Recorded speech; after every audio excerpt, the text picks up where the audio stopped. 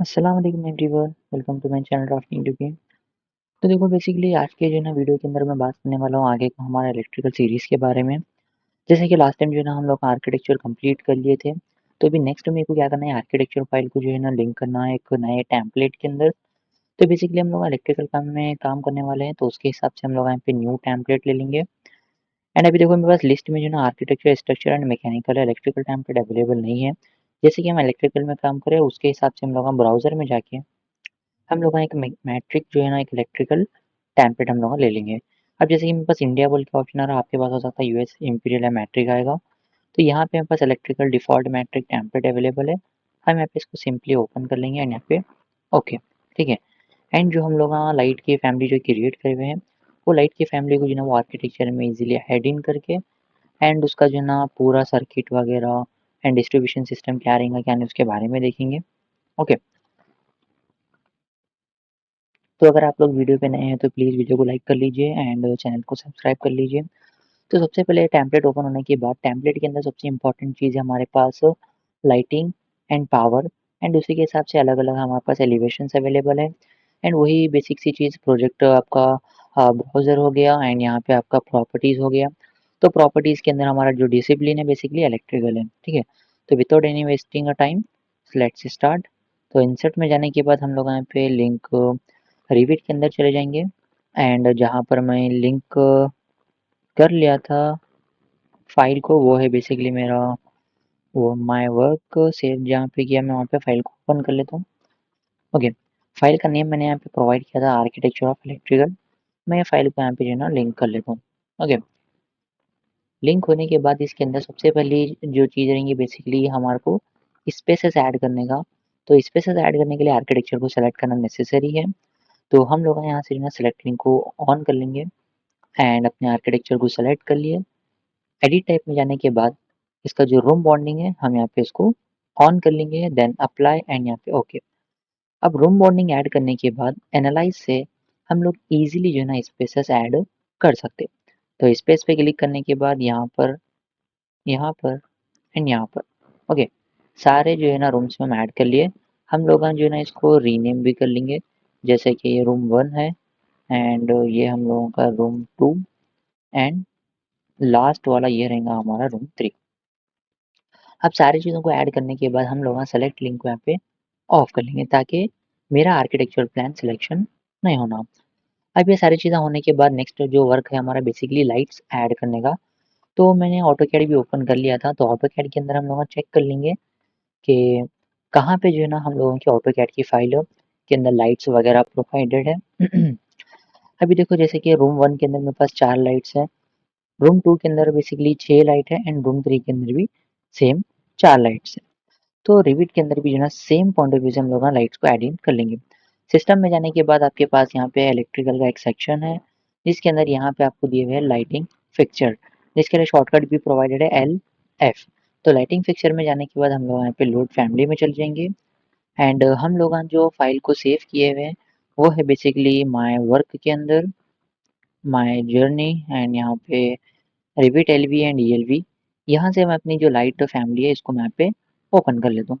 Okay, open करने के बाद रूम 1 में 4 लाइट है, रूम 2 में 6 लाइट है एंड रूम 3 में भी 4 लाइट है। तो स्टार्ट हम लोग रूम 1 से करेंगे एंड प्लेस करने से पहले हम लोग जो इसका बॉटम एलिवेशन है वो हम लोग यहाँ पे 2550 बिलो द सीलिंग लेवल हम लोग ले लेके 4 लाइट हम लोग यहाँ पे प्लेस कर लेंगे। ओके, तो यहाँ पर मेरे 4 लाइट कंप्लीट हो गए and similar point of view से हम लोग अपने दूसरे रूम के अंदर भी यहाँ पे लाइट्स को ऐड इन कर लेंगे। ओके, तो मेथड जो रहेगा प्लेसमेंट का ऑलमोस्ट सिमिलर रहेगा, कोई कॉम्प्लेक्स या फिर कॉम्प्लिकेटेड नहीं होंगे।